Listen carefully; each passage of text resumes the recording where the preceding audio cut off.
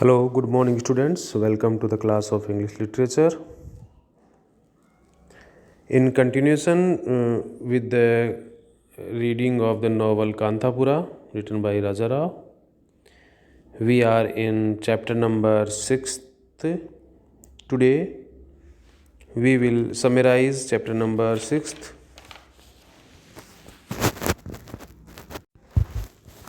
Here is your chapter number 6th. And the title of this chapter is Death of Narsamma. Narsamma is the mother of Murthy.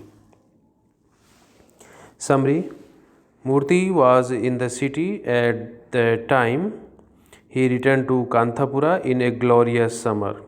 His return has been vividly and in detail described. We see the whole scene with our mind's eye.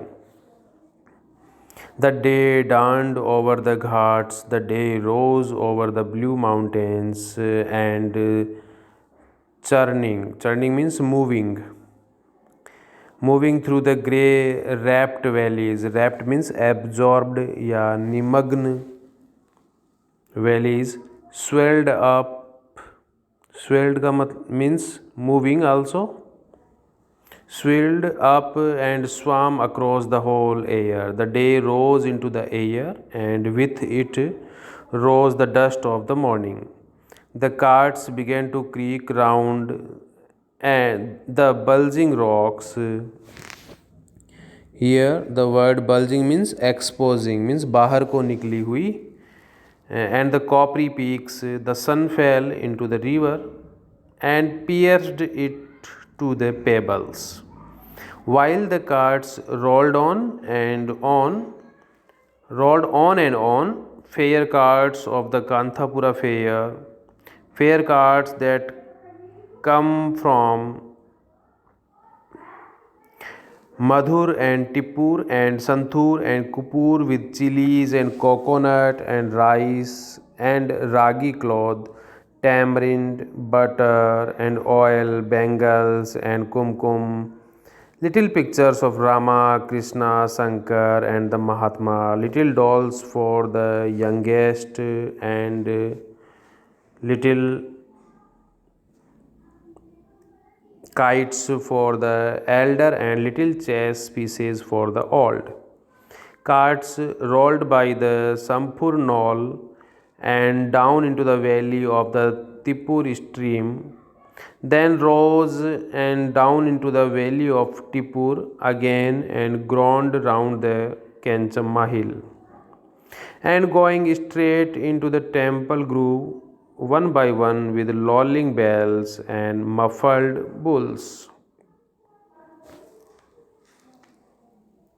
Here the word muffled means covered. With horn protectors in copper and back protectors in lace. Lace means strip, कपड़े की पट्टी.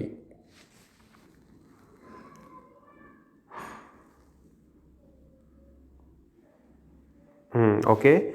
They all stood there in one moment of fateful peace. Salutations to the Kenchamma, goddess supreme, and then the yokes began to shake. Yoke means wooden frame put as the necks of bullocks to drive a cart.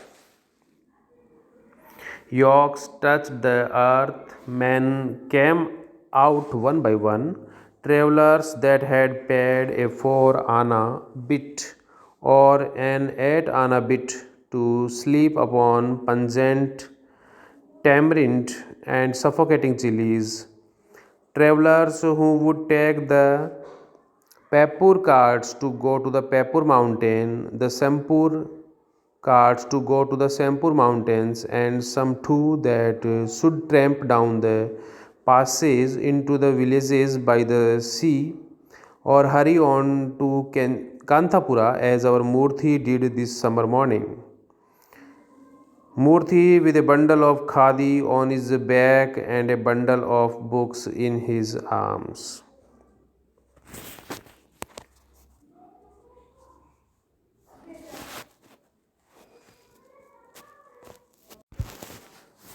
He skirted the temple flower garden. Skirted means took around, means chakkar kaat ke aana. And hurrying rounded Borna's toddy booth and crossing the highway, he rushed up the village road to the Panchayat Mount. Turned to the left, followed Bhatta's Devil's Field, where Pariha Tippa was weeding. Weed means Kharpatwar. Jumped across Sithamma's still and went straight.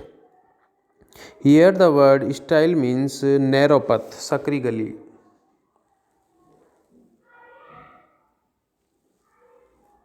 And went straight through the backyard. Maybe Ratna would be at the well, he thought, but Ratna was not there, and the rope hung over the pulley, solemn and covered with the flies, so he ran over the temple promontory.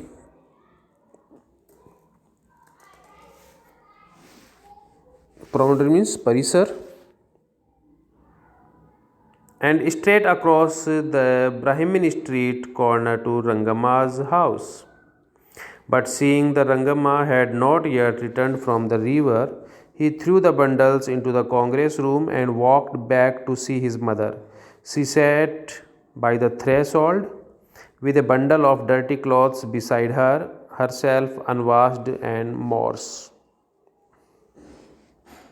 Here, the word morse is wrongly spelt. It should be Morose, morose. Morose means gloomy, udas. Okay, the sentences are long, but they are vivid and picturesque. It is a fine piece of poetic prose, and the rhythm echoes and onward movements of the cards. As Murthy tried to touch the feet of his mother, she pushed him away angrily and said, "Go away. I never want to see your face again." Murthy asked, "But what is all this about, mother?" His mother answered, "What? Don't talk like an innocent. Go and stand on the steps like a pariha. I do not even want your shadow to fall upon me. I have had enough of it." "But why, mother?" "Why? Go ask. Why? Go and ask the squirrel on the fence. I don't know. Go away and do not show your face to me again. Not until you have been purified by the Swami." She rushed down to the river where she banged her clothes because the other women were still banging theirs. The rhythmic movement calmed and soothed her. She went home ashamed of her anger. She cooked a meal for Murthy, for surely he must be hungry, having been away from home. She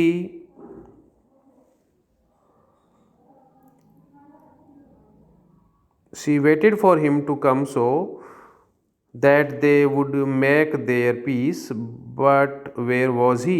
Finally, there were footsteps at the door, but they were not Murthy's. It was Bhatta who had come. Murthy had apparently been very angry with Bhatt for saying that Swami was going to excommunicate him. Murthy has said, "Let the Swami do what he likes. I will go and do more and more pariha work. I will go and eat with them if necessary. Why not? Are they not men like us? And the Swami, who is he? A self chosen fool? He may be learned in the Vedas and all that, but he has no heart. He has no thinking power." "And what shall I say to that, Narsamma?" asked Bhatta. So Bhatt soothing only made things much worse for Narsamma. From that day on, mother and son did not speak to each other again. He sat and ate his food on the kitchen doorstep, and she in the kitchen. We all noticed how turned and swirled up Narsamma was becoming, but there was nothing we could do to help. Murthy visited the Pariha quarter more and more. When Bhatta saw that his threats were of no avail, he went to the city. He returned 2 days later and told Narsamma that the Swami had excommunicated Murthy, his whole family, and all the generations to come. The very night Narsamma rushed to the river and fell down unconscious in a field. She was found dead in the morning. She was cremated where she lay. But Bhatt refused to perform the funeral rites. That very night, Murthy left for some unknown destination where the last rites were performed. On his return to the village, he lived at Kanya house. They Kanhaya house. They gave him food at the kitchen door as they would do to a pariah, but he persisted at his work. He frequently visited the parihas, and he and his friends began teaching them Hindi, arithmetic, etc. Sina also taught them. Then it was decided that Murthy would go to the Skeffington coffee estate, and there also he would teach the parihas in his usual dramatic way.